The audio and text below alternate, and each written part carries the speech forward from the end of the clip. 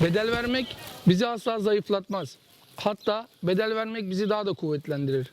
Kentsel dönüşüm bizi asla zayıflatmaz.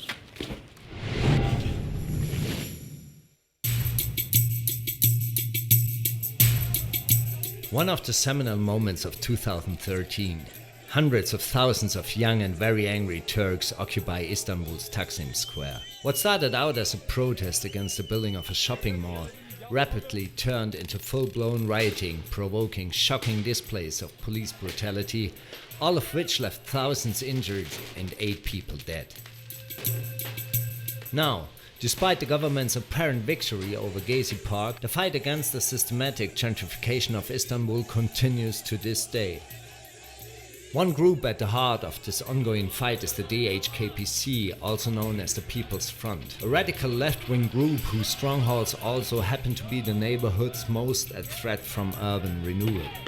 They are also no strangers to violence, accepting that the death toll is a necessary evil along the road to revolution. No surprise then that the EU has officially labeled them an illegal terror organization. Ve yozlaşmaya karşı direnmeyi öğreterek sokaklarda direnerek göstereceğiz. I returned to Istanbul a year after the Gezi Park uprising and wanted to meet members and sympathizers of the group to find out where the revolution stands today and how far they are willing to go in their fight against the government that wants to take the land they call home. In Okmeydane, a traditional stronghold of the DHKPC, I met Idil, a member of the youth organization connected to the group, to find out how this particular neighborhood defends itself against the authorities. Yani halkın çoğu evet öyle. Hani devrimciler ve devrimcilere destek veren halk var burada. Why do you mask yourself? Ben örgütlü bir insanım. İktidarın bizim üzerimizdeki baskısı çok yoğun. Is there normally police you can see on the streets or do they come with heavy weapons? Yani şöyle polis buraya kolay kolay giremiyor. Yani neyle giriyor? İşte zırhlı araçlarla buraya girmeye çalışıyor. Biz de örgütlü insanlar olarak hani parti cephe olarak elimizde taşlarımızla işte molotoflarımızla havai fişeklerimizle onlara karşılık veriyoruz. Would you use a gun yourself? Would you shoot people? Karşımdaki eğer yoldaşımı vuruyorsa işte çocuklar açlıktan ölüyorsa, yani sömürülüyorsa hani işçiler, emekçiler, bu düzen bizi sömürmeye, sindirmeye işte çalışıyorsa,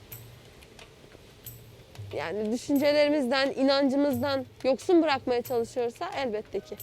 Killing for the cause might sound extreme, but the DHKPC has lost numerous members to this conflict. This is a house in the DHKPC-run neighborhood Küçükağmutlu. The portraits on the wall are martyrs who have died fighting for the cause. Mustafa is the grandfather of one of the most recent martyrs. Açlık direnişinde şehit oldular, ölüm orucu şehit dedik biz. İşte devrimciliğin inancı bu. Devrimcilik bu işte. Why did they hunger themselves to death? O zaman katil devlet tecrit uyguladı. Tek tipli hücre uyguladığı için ölüm orucuna girdiler. Following 2 previous hunger strikes, police stormed prison cells in 2001, killing 28 people. Altogether, 121 people died in the protests.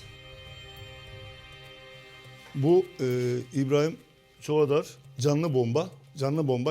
bombayı patlattı. 9 polis geberdi. Kendisi de tabii şehit oldu. Ama onlar 2 tane dediler. Halbuki 9 tane. Well, suicide bombing is pretty shocking to me. Niye şaşırtıcı olsun ki? Onlar bizim bir sürü insanı katlettiler. Devlet bir sürü insanı katletti. Bedel ödenmeden bedel alamazsın ki. O bir kişi, onlar 9 kişi. 9 kişi onlar. Tabii ki alacağım. Ben şimdi elimden gelse bunun yerine 1000 tane gebertirim. 1000 tane. Mustafa lost his grandson Hasan Ferit during a shootout on the streets in September 2013. I went to meet Hasan's mother to get her account of what happened the day her son was killed. Oraya eylem için gitti. Yani çeteler halka saldırıyor. gençlerimiz uyuşturucu kullanmasın, zehirlenmesin diye oraya yürüyüşe gidiyor. O yürüyüş esnasında katlediyor çeteler. Hedef alındığını düşünüyorum. Hedef alındı. Who killed Hasan Ferit? İşbirlikçi devletle, faşist devletle işbirliği yapan çeteler onu zaten hedef almışlardı. Do you think you will get justice? Katillerin hepsi içeride. Şu anda bence koruma amaçlı aldılar katilleri.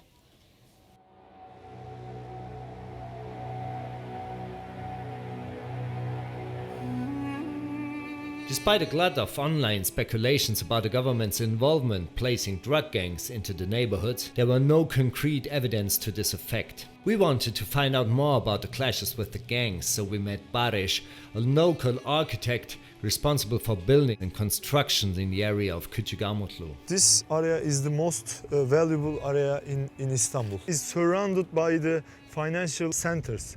2 weeks ago, there had been an event. One of the revolutionaries warned the drug gangs that you are selling drug here, you cannot do this in this neighborhood. And the drug gangs give answer with guns. Oh. They attacked that person, and after that event, the people get organized and walk to the house and demolish the house.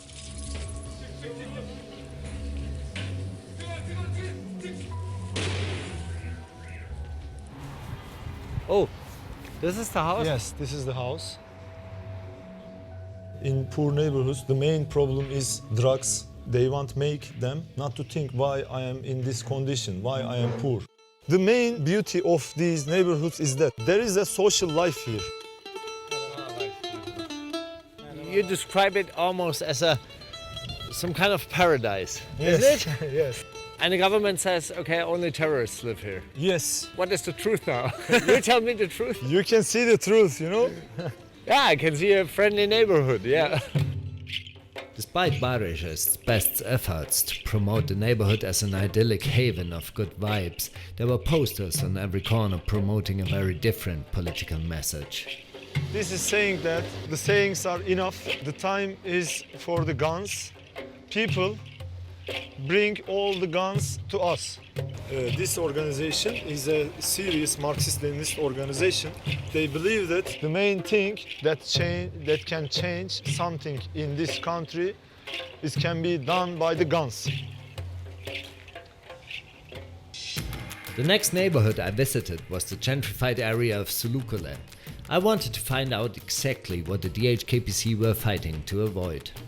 Sulukule is a historical area of the city which was gentrified between 2004 and 2010, leading to the relocation of over 3,500 families. Here I met Hacer Fogo, a human rights activist who could tell me exactly how the government implement their gentrification program. Şu anda işte burada ne kadar vardı? 500 küsur ev var. Gitmek istemediler. Ne oldu? Evleri yıkıldı sonuç olarak. Diğer lüks şu anda gördüğünüz bu binaları yaptıracağım ve siz buralarda yaşamak istiyorsanız işte 250 bin lira, 280 bin lira falan. İkincisi bu şartı kabul etmiyorsanız satıp paranızı alıp gidebilirsiniz buradan. Fatih Belediyesi'nin söylediği şartları ödeyecek durumları yoktu. Zaten çok yoksul bir hal. Just a few blocks down the street, we bumped into a local resident who'd taken the government up on their deal to purchase one of the new houses in the area. Benim binamı yıktılar burada. Hı hı. Herkesi kandırdılar yani. Kandırdılar, Heh. kontrat yaptılar. Tamam. Ondan sonra yaptık kontratı. 140 milyar borç, 250 milyon her ay parası, koruma parası içime attım. Evet. Attım. Atmıyorum. Yani buradaki insanlar, halk perişan. Eskisi burada herkes birbirini tanıyordu. Evet. Şimdi burası neresi site? Amus vardı. Evet. Burada namus bitti. After talking to people on the ground, it became clear that the issue here was not just about losing a home, but far more importantly, being stripped of your honor and dignity at the same time. It was this that fueled the fear and aggression amongst the DHKPC. As May the 1st rolled around, we wanted to see how the anger within the group would play out during a day of orchestrated mass protest, including dozens of other disgruntled political factions. It's 7:30 AM in Şişli, an area of central Istanbul just a stone throw away from Taksim Square. We had planned to meet members of the DHKPC here. Unfortunately, they were nowhere to be found. Over 40,000 policemen were brought to the city. They blocked the streets far away from Taksim, so people can't come together. People are really angry because they can't get to work. Finally, we managed to find a hole in one of the dozens of police blockades, allowing us to edge one step closer to Taksim Square. It's a pretty dense atmosphere.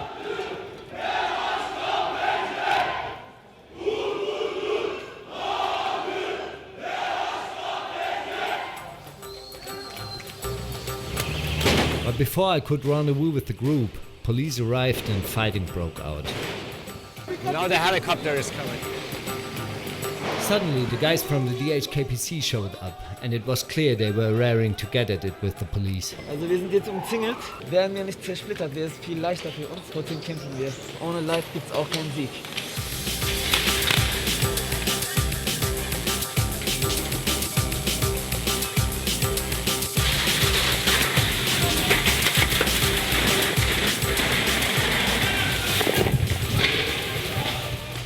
Just as we thought we'd found a way onto Taksim Square, we found ourselves in front of yet another police blockade. Can you talk to me? Only Turkish bus. Although the police weren't interested in talking to us, they did let us pass and we could finally make our way onto the square. Unsurprisingly, it was deserted, save for several police units sitting in the sun and reminding press they weren't welcome. He doesn't want us to film here. Nobody can go to the place except of the police. Just as our chances of ever finding our group again were quickly evaporating, we got a call that fights were breaking out in Okmeydane, where DHKPC fighters were engaged in a street battle with the police. They don't want to bring us there exactly to Okmeydane because this is the neighborhood where they burn the cars. So, well, we can get close to it. Okay. Let's go.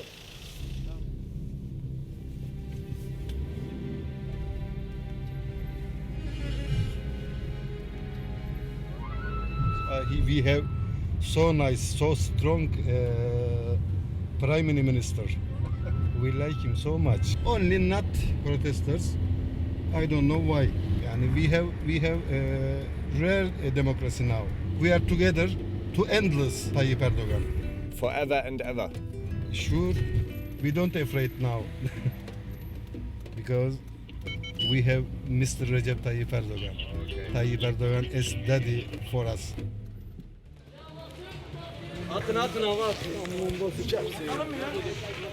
Back in Okmeydane, they have got a bucket full of Molotov cocktails with them. Now they're moving.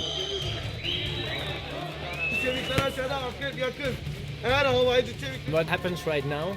Şu an ne oluyor? Arkadaşlarımız mücadele veriyor. Düşmana karşı. Onlar bizim düşmanımız. Çevikleri yukarı çekebiliriz, tankları yakabiliriz.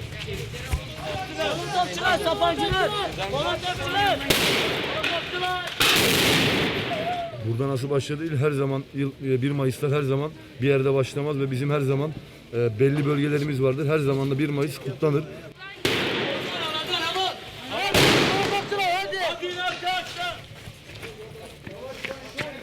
No, the reason why they have got this little fires there. Because when you throw the tear gas grenade into the fire, it burns out.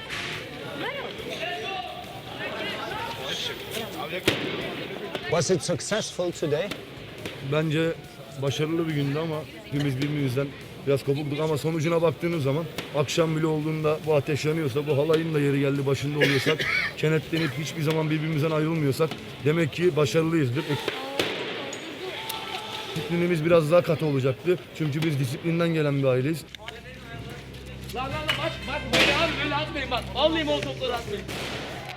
Armored vehicles against Molotov cocktails is an uneven battle in anyone's book. But what seems to keep this fight alive is the DHKPC's unwavering belief in their family neighborhoods and their hatred of the government threatening to destroy this. The question that remains is how long can this continue, and will a victor ever emerge? 3 weeks after I left the city, the streets of Istanbul were filled once again with protesters angry at Erdogan's crisis politics in the Soma mining disaster. Inevitably, the police stepped in and 2 people lost their lives. Ok Meydanı'nda 1 Mayıs itibariyle 2 insan kaybettik. 2 canımızı verdik. Sırf Ok Meydanı halkı olması nedeniyle 2 kişi katil düzenin, emperyalist güçlerin attığı mermilerle katledildi. Kentsel dönüşümle ilgili bir şey değil aslında.